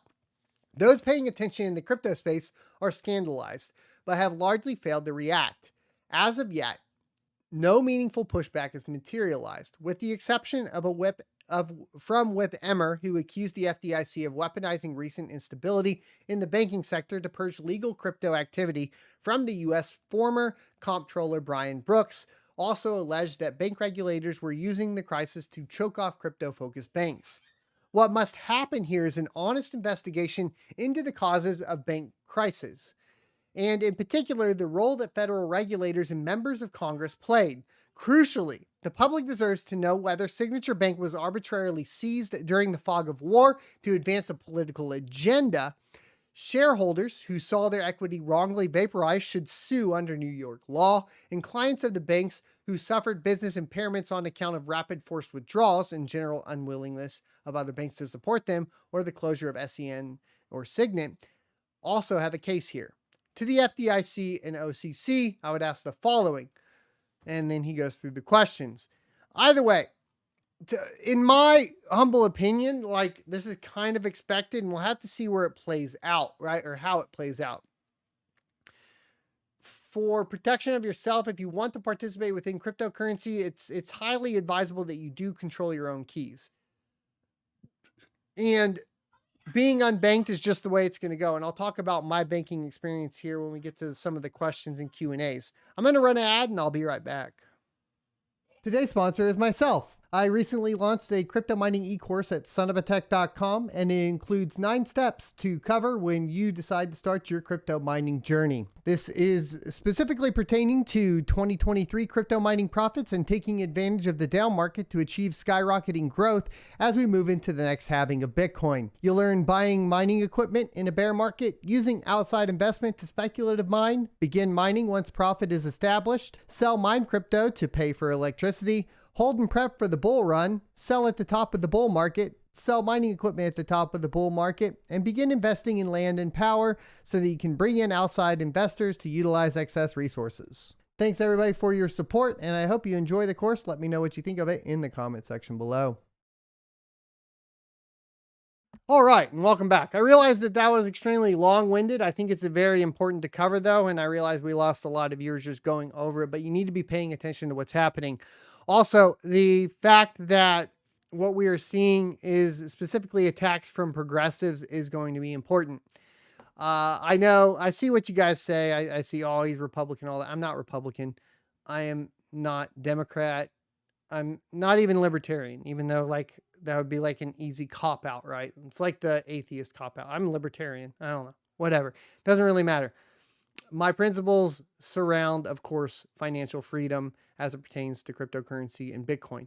And that is where I stand. So if any individual within government decides to go against what my principles are, then I'm going to bring them to light. And I'm sorry, it doesn't matter what side it is. So if you're politically tied to a side and you buy that wholesale, maybe this isn't going to be the space for you. I get it. I will welcome you back whenever you want to come back, but it's clear that we do have a stronger push from progressives against cryptocurrency in general. If we look at what some of the more conservatives are doing, right? We are seeing Ted Cruz going against CBDCs. We're seeing Ron DeSantis do the same thing. We're seeing a lot of conservative and flyover states putting in protections for cryptocurrency into legislation. This will become a states' rights issue. The problem that we end up having, I think, with it being a states' rights issue is that it will turn into like the drug problem, right? Which is like, we'll have states' rights for marijuana legalization where everybody floods into Denver, and really Denver doesn't have the infrastructure or the policing or anything to really handle that. And so when you get those huge floods in, it's like, hey, where can I still be a U.S. citizen and participate within cryptocurrency? Oh, it's Texas, and you have a huge flood in, which Texas already had a huge flood of people moving to it. You have basically a reduction of the quality of life in other states that are losing people. And then the state that's getting a lot of people doesn't have enough time to catch up to provide the same quality of life. So it does bring down the quality of life overall. And that's kind of like what we're already seeing with other regulations that have been put into place that have forced, for example, like Tesla and so on to move to Texas over being in California, that sort of thing. And I think that the crypto issue can exacerbate that problem. It'll be really interesting to see how it plays out. But what we will also see is the federal government trying to make examples of individuals within those states, just like they did with marijuana in California and Colorado. But ultimately, I think it is similar to the drug war or the war on drugs, especially as states' rights start to take that over, to where it's not going to be feasible to go arrest everybody that owns cryptocurrency or tries to participate or validate on the network. And with states putting in protections against it, it's very important to pay attention to what those states are and make sure that you protect yourself by being within the jurisdiction of those states, right? All right. So we talked about that. In addition to that, we did see the atomic bomb of the SEC, coming down on Coinbase. We really went into depth about these concerted efforts and attacks against cryptocurrency. The warning to Coinbase, though, is that it's breaking securities law, and that may signal the long-awaited attack on crypto's foundations, but also may set up a court fight that finally answers some questions. I mean, long story short here, which you guys can check out the article down below, is that we have, like I stated in the beginning, we have a situation where the SEC is saying, hey, you're breaking securities law. And then Coinbase is like, hey, which ones are securities? And the SEC is saying, you tell us, and then we'll get you in trouble afterwards. And it's one of those things. It's a great negotiating tactic, right? Like, if you're in a negotiation for a contract for money, right? You'll say, hey, I'll do that work for you. And then they say, like, how much for it? Well, if you're the first one to give the price, then that gives that person a negotiating tactic, right? So if you tell them, well, how much do you want to pay? It may be the case where they way overshoot that price, right? And then you're like, okay, great. And then as the seller, you can just make a great deal. They're happy because you didn't argue with them, but really in your mind, you're already whatever, like 100% over what the actual cost to do the job is. And so you make out like a bandit. This is just a negotiation tactic, right? It's the same with taxes. It's like, well, if you mess up your report and overpay, we're not going to get you in trouble, but we're not going to give you the money back necessarily. You'll have to go through all the filings and make amendments and addendums and all of that to get your money back. But it's just a trickster game that's played by, everyone, right? This is well known. And that's what's going on here. It's going to be kind of odd. It's almost as if what's happening is the SEC's trying to get Coinbase to get themselves in trouble. It's like if you don't know what your kid's doing wrong and you're like, what did you do? And you try, what? It's pretty dumb. It's like, hey kid, what did you do? What did you do wrong? And they're like, I did this wrong. And then you get them in trouble for it, but you don't really know what you got them in trouble for. It's what it feels like. It's a little bit of a joke. Let's though get into mining news, which is definitely more fun right now. Bitcoin mining industry is well positioned to participate in a new cycle. The next main catalyst for the sector is the reward halving during early 2024, the report said. Now, I did want to look that up. Bitcoin halving countdown. Here we go. We'll use the nice hash one. Hopefully it's accurate. We are less than a year out now, boys, from Bitcoin halving. March of 2024. March 13th is what it's calculated at, and we just hit an all-time high on the Bitcoin hash rate, by the way, too, I believe. We had hit over 400 earlier, showing 379 exahash a second. Big jump in difficulty, too. So this is going to be an absolutely wild halving for Bitcoin. The mining industry is well positioned to participate in a new Bitcoin cycle, Bernstein said in a research report Thursday. The broker sees positive catalysts from the largest cryptocurrency safe haven status, the reward halving due early 2024, and low energy and equipment costs. Rising Bitcoin prices, the largest cryptocurrency by market cap, has climbed 70% this year.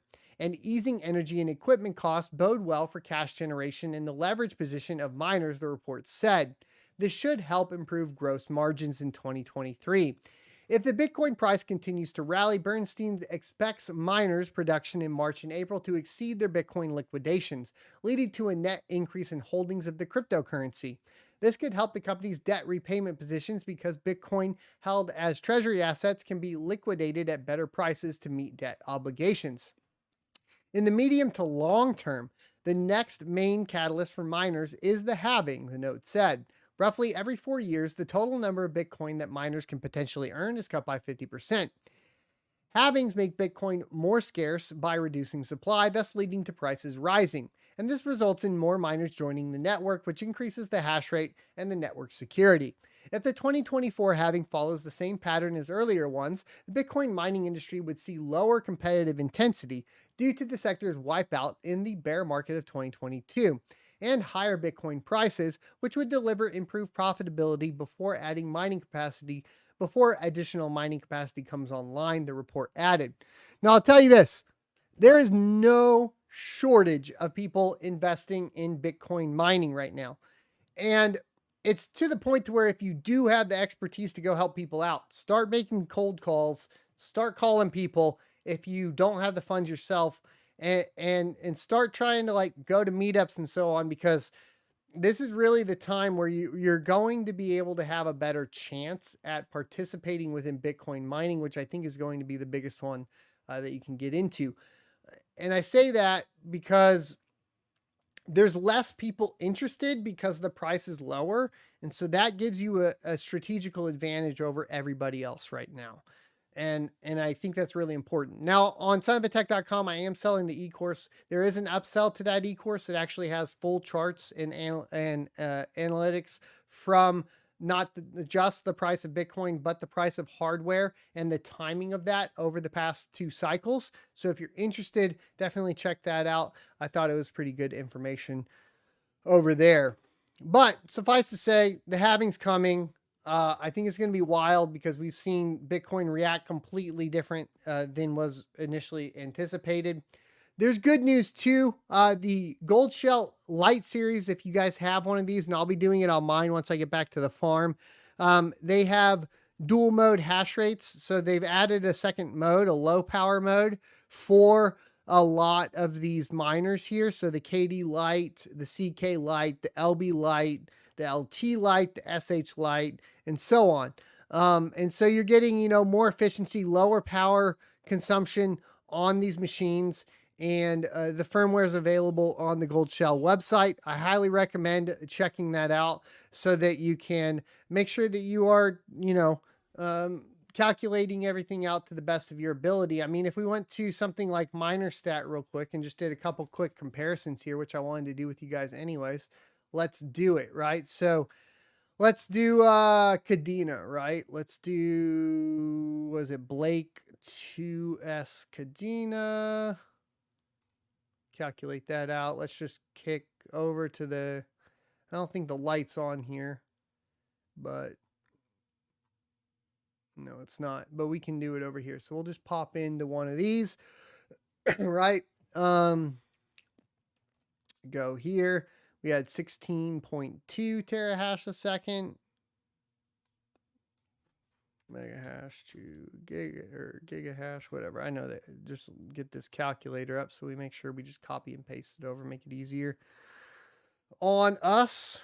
So let's do this. So we got 16.2 terahash as default, which is going to, what is the calculator in gigahash? So we'll grab the 16,200 gigahash. Plop that in over here. We'll come to the wattage and it's at 1330, right? So at 13 cents a kilowatt hour, that would be losing $2.35 a day. Let's compare that to the 12.2 terahash a second, which we can just basically just put a 2 in here instead at the 900 watts. And just run through these for your individual miner and take a look at them. Now the HS lights, the handshake lights, they already do mine another coin too, which is going to be Sia coin. I'm mining SIA coin on mine, but they didn't provide the hash rates for SIA coin on the SH Lite on this chart. It doesn't look like. So I will run those numbers and let you guys know what advantages you get there. But for example, here you would save an extra $1 a day. So it's $1 more profitable a day to turn yourself into low power mode. There's no reason not to do it. You know, especially if you got any of these lights going on. So I'll be checking out the HS Lite and I'll let you guys, oh, it does have the SIA coin. Never mind. We got it right here. That's actually crazy. So we go down from 700 watts to 540 watts, but we only go down from 2900 gigahash to 2360 gigahash. That's a pretty good rate. Let's look at this real quick. I'm curious.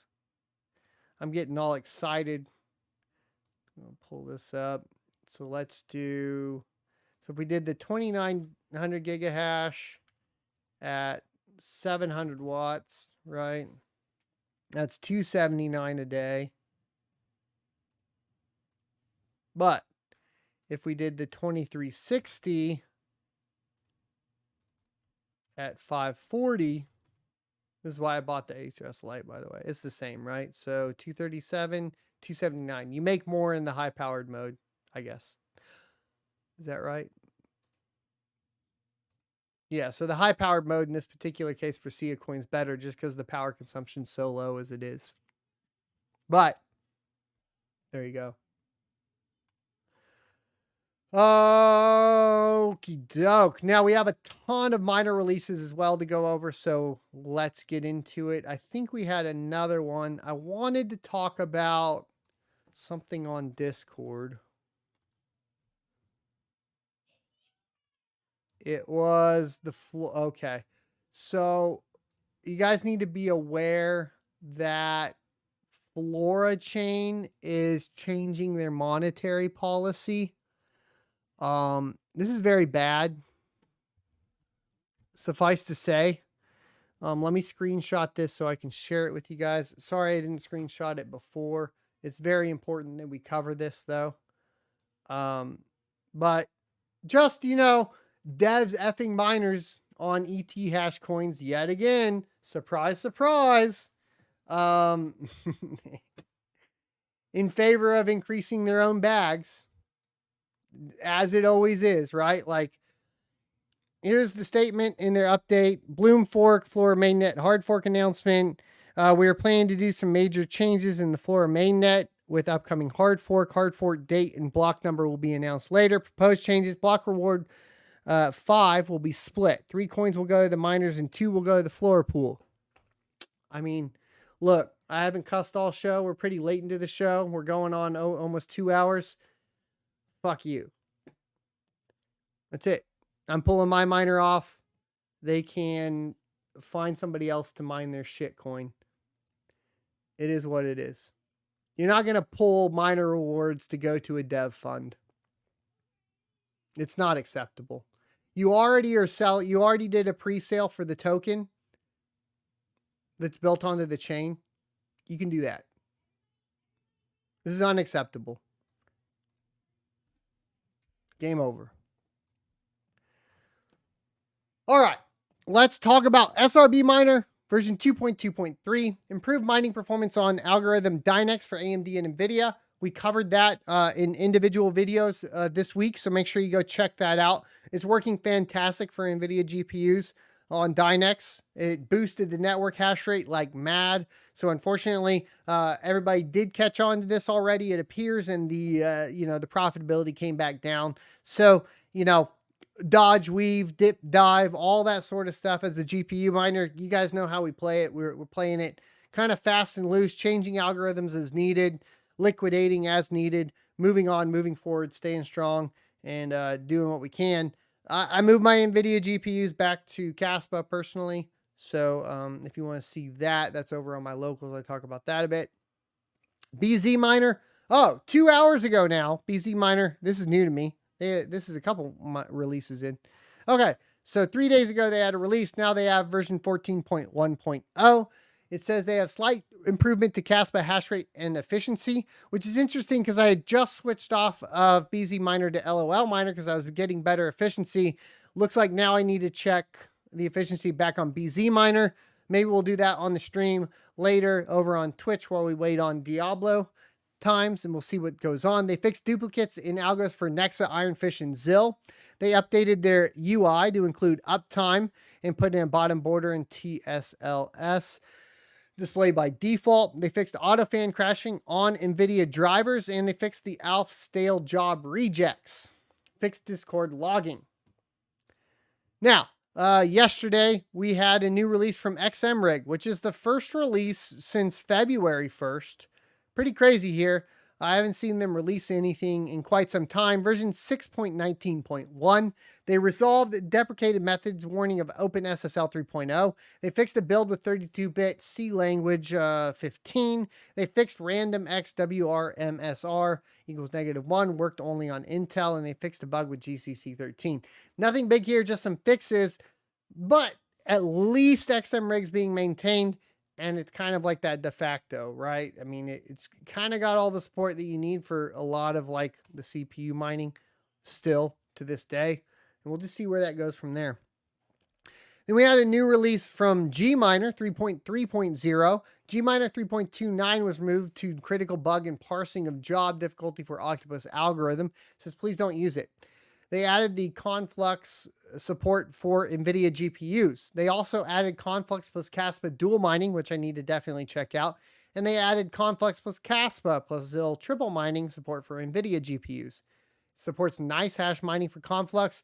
And they added options to force override algorithm so you can force algo. Useful to change algorithm via extra flags in HiveOS and RaveOS. And they improved handling of ZIL connection, fixed bug with stopping ZIL mining once connection lasts for 5+ minutes. Thanks to FlexPool, they said, for helping with the testing. So, lots of new support. Biggest thing here, of course, being Conflux on NVIDIA GPUs, specifically Conflux plus kaspa dual mining, which is coming out there. Then we had LOL Miner version 1.71 released last week. They added support for mining kaspa on RX Vega GPUs. I don't have any to test. I do have some 400 series. They added support for 400 and 500 series. So those will be the Polaris GPUs. I can test a couple of those. And then they said improved Nexa mining performance on AMD Vega-based GPUs by 45%. So that'll definitely be something that we need to check out on Nexa. And up to 60% on Radeon 7. Say note, still needs drivers that are HSA based, as well as the new AMD GPU Pro versions of the ROCm drivers. So that can be a little bit of a task. Maybe we'll talk about how to do that on HiveOS. I think HiveOS is not very fun to do it on. So this might be one where you just want to install like a clean Ubuntu install and go from there. Other than that, mining profitability for the day, we have Dynex still at the top of the charts with the RTX 4090. Going from there, Dynex is the king except outside of Alephium for AMD GPUs. And probably for the lower end AMD GPUs, still king, right? So if we scroll down, 5700 XT, surprisingly, it's Meowcoin. I'm not sure how accurate that is because their Dynex numbers, those seem accurate. Their Dynex numbers seem accurate. So there you go. I still have my 5700s on Dynex right now, though. So there you go. Dynex, my mining personally, right? We did 57 Dynex with an average of 15 kilohash a second over the past 24 hours. Kaspa, let's see if we found any new blocks. Doesn't look like it. We got 2 blocks today so far. 1, 2, 3, or 2 blocks yesterday. Seem to be hitting a couple blocks a day right now in Kaspa. Solo. We talked about the Bitcoin hash rate really skyrocketing. We can take a look at a few others like Ergo. It's up 2% to $1.53. The hash rate's still remaining kind of where it's been for a while. If we really want to look at crazy hash rate increases, I guess we could look at Kaspa. It's up 17% over the past 7 days. 568 terahash a second, going nutty on that. I don't know why it's doing that autofill stuff. I got to figure that out later. Nexa is up 0.15%. The hash rate did increase significantly, probably due to the improvements in LOL miner. I think the same can be said for Dynex, where you'll see this. See, this is before SRB miner updated. And then SRB miner updated and kaboom, bro. Everybody and their mom just updated their rigs. So, pretty crazy, dude. Pretty crazy stuff. Let's get into questions and answers for the day. Remember, super chats are never required. Always appreciated. First to be answered because they're the easiest to read. If you would like to just ask a question, make sure you tag @SonOfATech. It'll highlight the message orange or the beginning of the message orange, and I will know to answer it. I do have a couple of super chats from earlier on. We had the $5 that said have to run, but wanted to ask for your thoughts on the S19J Pro Plus. I don't have one in hand, so I really don't have any thoughts. I haven't touched any of those. And then there was a question that said at one point you said you had 2 LLCs. Are you using the second to separate out crypto from the hardware? If not, what do you use the second LLC for? Yeah, so the second LLC is used for YouTube. So the YouTube, Locals, Rumble, all the social media stuff is wrapped under that, right? So if, for example, so I have a bank and everything that a bank account for that. Still do not have a bank account for cryptocurrency, right? So that's just the way it is. Thomas says, that's something I was looking for solo mining pool for 2 miners on Ergo when I noticed someone had 1 worker with 200 gigahash. ASICs for auto Lycos. There is not ASICs. There are FPGAs, and there is a private bitstream for Ergo right now that I have been told about. I haven't seen it in action for sure, but with hash rates like that on a single rig, that's possible. I mean, the hash rates run pretty high. I don't know what they'll actually get. I do know the the VU35P was supposed to have a bitstream for it. And so was the FK33. Gordon says, that's how much can you believe my Chia hardware will break even in 10 months at current price? No, that's awesome, dude. Congrats. Yeah, I heard right now the FK33s that are getting purchased have a 45-day ROI. It's crazy. Andrew said, S7Tech used EVGA 3070 for $300, a good deal. I mean, it really depends on what you're comparing it to, right? But, I don't know if that's really a good deal because you can get the same bus width on cheaper cards for a lot cheaper, right? So, even like an RX 5700 XT, but it depends on what direction we're moving in the future, right? It's hard to tell. If you are able to buy 2 A750s, for $250 a pop, what was that, 500 versus 600, you're saving $100 there. And those really pop off and full support comes through. They technically have the same amount of memory on them. They're pretty comparative as far as that's concerned. And they're brand new, so you get the warranty. All of those reasons, right? And I think you can get A770s for super cheap right now too. They're not really worth it. I would get the A750 personally. But even then, if you were going used hardware, an RX 5700 XT for $150, you're going to, what is it right now? If we looked at even Dynex or something, 473 hash. I don't know. I don't know what I would play. I'm going on the Intel play. A lot of people call me crazy, but I like the Intel play personally.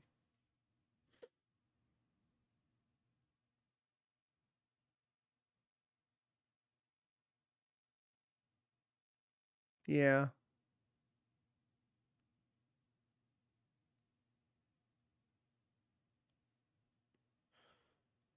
I like brand new cards with a lot of memory for cheap.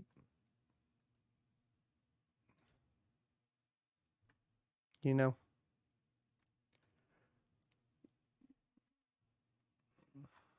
But it's not financial advice. It's probably going to be hard to get support for, and people are probably going to get stressed out with it, all that sort of stuff. You know, a 3070 is going to be easy for you to run, but also what's coming down the pipeline, right? But yeah, 202. Well, I ended up ordering 4 A750s at $229 a pop.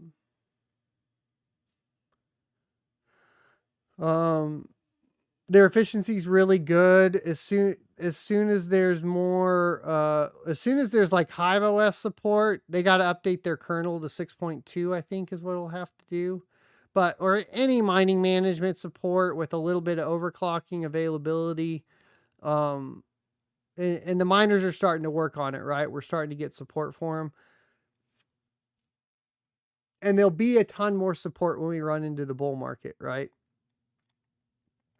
Other than that, like, because if you look at the 3070, it's like, okay, well, you get advantages in what? Well, you get advantages in core heavy algorithms. But unfortunately, the problem with that is like most of those core heavy algorithms are going FPGA and ASIC, right? So it's like the most profitable coin on the 3070 right now is kaspa. But like, why are you going to spend, $300 on a GPU to mine kaspa instead of like saving up, what is it, $600 to $1,000 for an FPGA?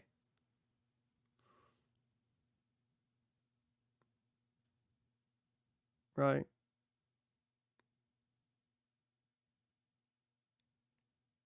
All the Intel stuff is on Windows, Integra guy.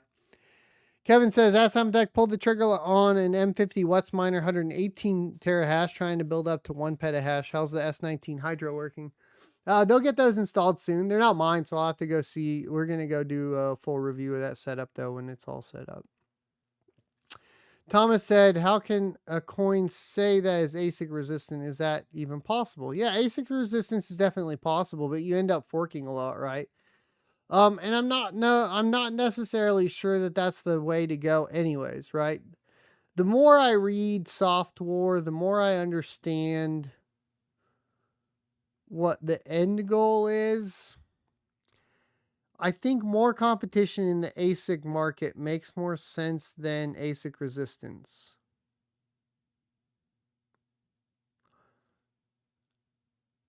But I think GPUs will always have a space.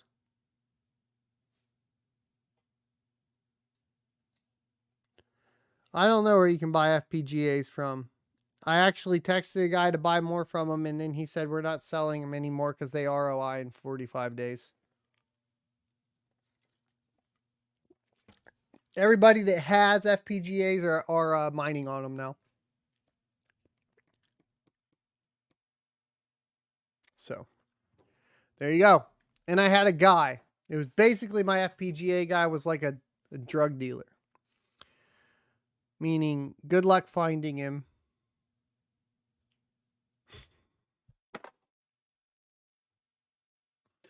The only ones that are publicly available that are like easy to get are those C1100s.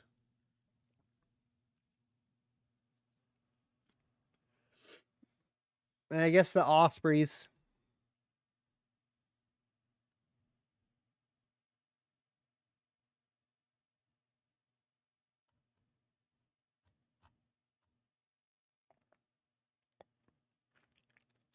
Gordon says you can get the tool or the TH53 for $900 each. Adam goes $950 now. $1,200 now. Yeah, what the C1100s went from like $1,200 to $1,600 to now they're at $2,400. It's nutty, dude. It's nutty. But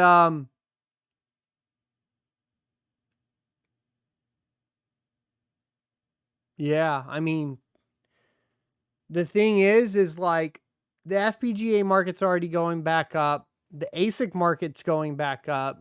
GPUs are about to follow. So kind of like a tight position. It's like I'm putting a bulk majority into ASICs, but I am getting to the point to where the ASICs are getting to the price to where it makes sense to start probably stacking some GPUs just in anticipation for the increase of price of GPUs. Everybody increased the price because Kaspa's stupid profitable. If you're solo mining Kaspa with FPGAs, you're stupid profitable right now because of the amount of blocks. And when Rust launches, it's just done, dude. There's a bunch of extra blocks that hit, you know?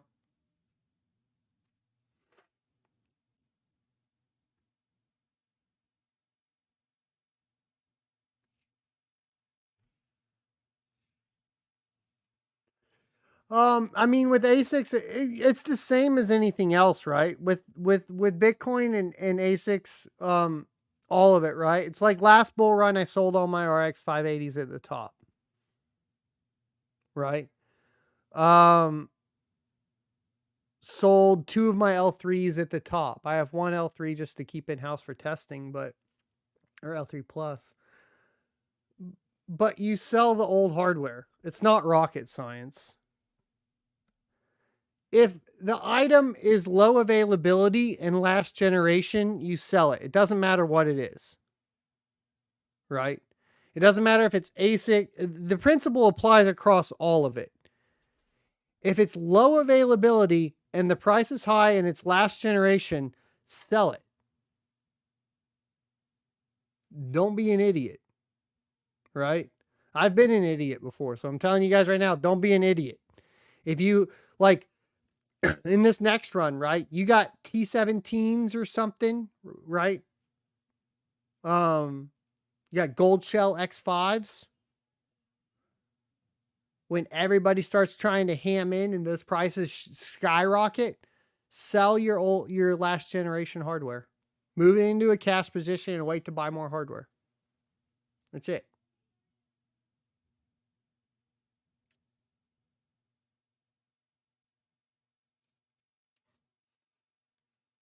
Can't wait to sell the Katie Brooks, bro.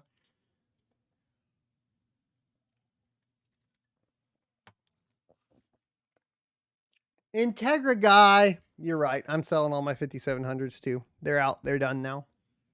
They're going to be good for this run though. I think the Intels are going to be a little bit better.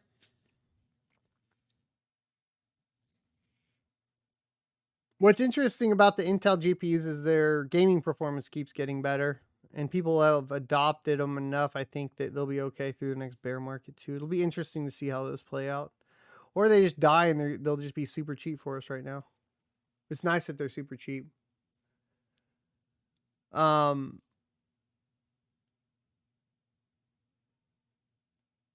yeah, I mean, that's what you do, dude. Like, we're not gonna, and when the new guys come in, we're gonna tell them it. We're not gonna hide it from them. The problem is people get that FOMO, and it's like you're sort of taking advantage of it, but you're not. You're also just giving, you don't have to like wreck them on the price, right? You can even have like a reasonable price that gets you out for your original investment, right? Like if we go into the bull run and the 5700s are going for $300 to $400, I'm going to dump them all, right? Whatever, it's good.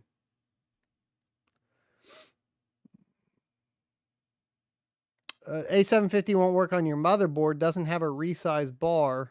Just ordered a new one. Bummer, dude. Was it an old motherboard? Had to be an old motherboard. Will the 1080 Ti be profitable next bull run? I don't know. I think it will, but it's hard to state, right? Beyond a shadow. I thought it was technically profitable right now. Let me go look.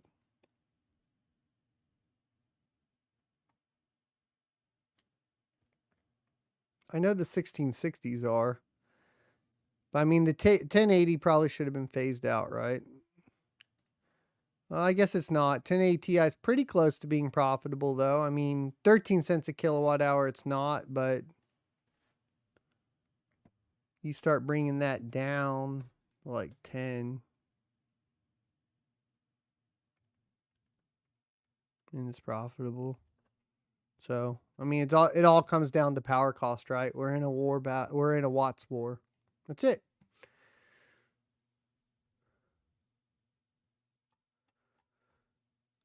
I think that's it. I think it's scale. I don't know. It depends on what you're trying to do. The ultimate goal is to have a massive container full of ASICs that you swap out every 4 years, right? And that can supplement or whatnot. Anyways, come check me out on Twitch. We're going to be playing Diablo 4.